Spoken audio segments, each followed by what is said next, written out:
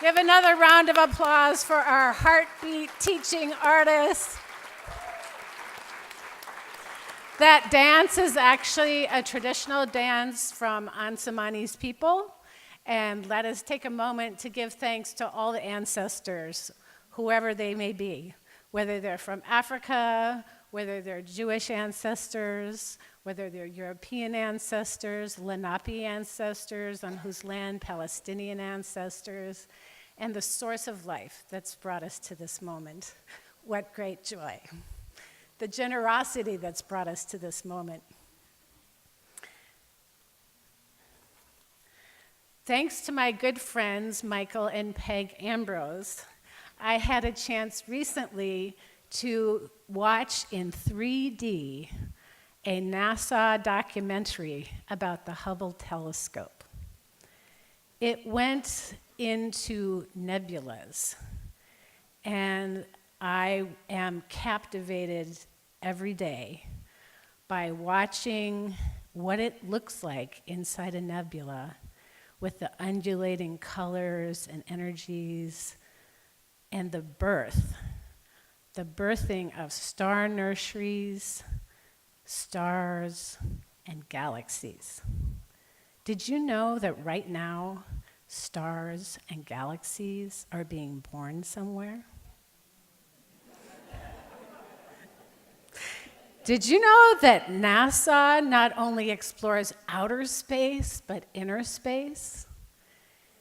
In the 60s, in 1968, NASA took a study that they had designed to measure creativity in potential scientists who might be especially innovative and creative.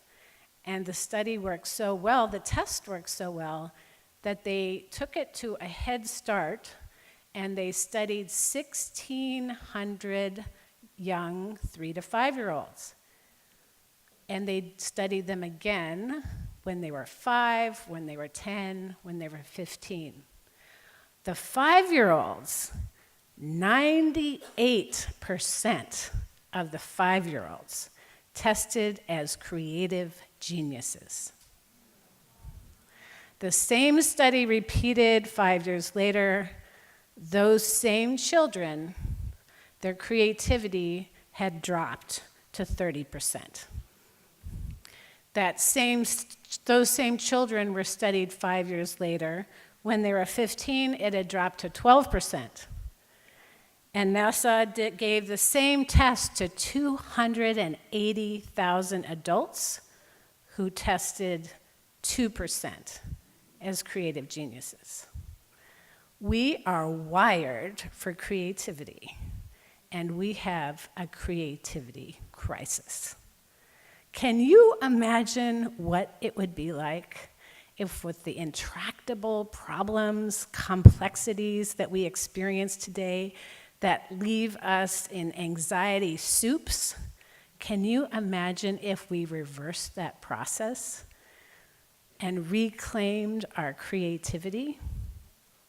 What would that feel like in hospitals? What would that feel like in workplaces? What would it feel like around our dining room tables? We see in ArtWell classrooms K to 12 every day the process of nurturing the creativity that we are all born with.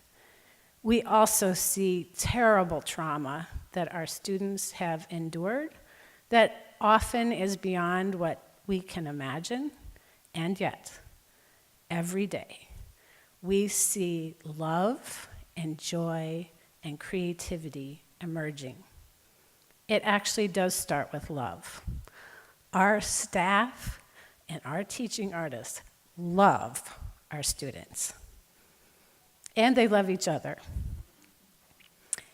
They create processes for creating sanctuary and a sense of safety where students can talk about their worst pains and their greatest dreams.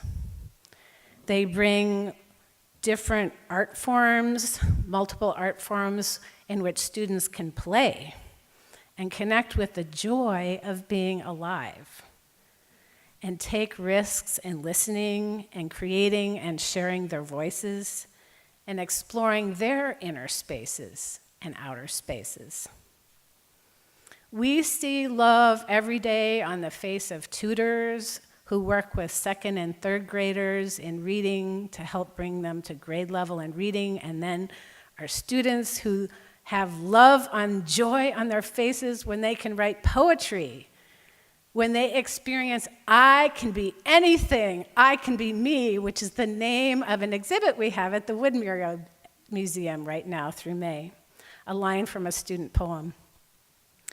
We see this expanding understandings with middle school students and our Art of Growing leaders who risk having difficult and brave conversations on topics that they choose, including a vast variety of experiences related to their feelings about police and gun violence, where there's a lot of disagreement in the room and they find a way to listen deeply and respect each other and choose a creative action that they can all get around together.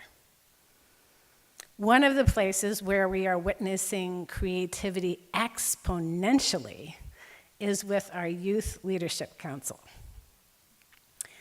Last November, ArtWell's Youth Leadership Council joined forces with North Square Neighborhood's Youth Advisory Group, and 2 groups of students from different parts of the city, different neighborhoods, different schools, came together with great excitement and decided on the things they wanted to learn. They wanted to learn facilitation skills. They wanted to learn leadership styles. They wanted to learn artistic skills. They wanted to learn how to research.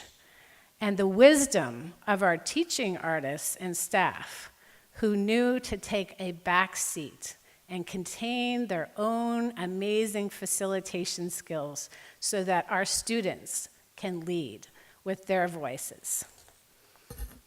I wish I could go on and on about all of that, what they've done, and it is just amazing knowing that they are now planning an event that is putting to work all that they've learned that'll happen later this spring.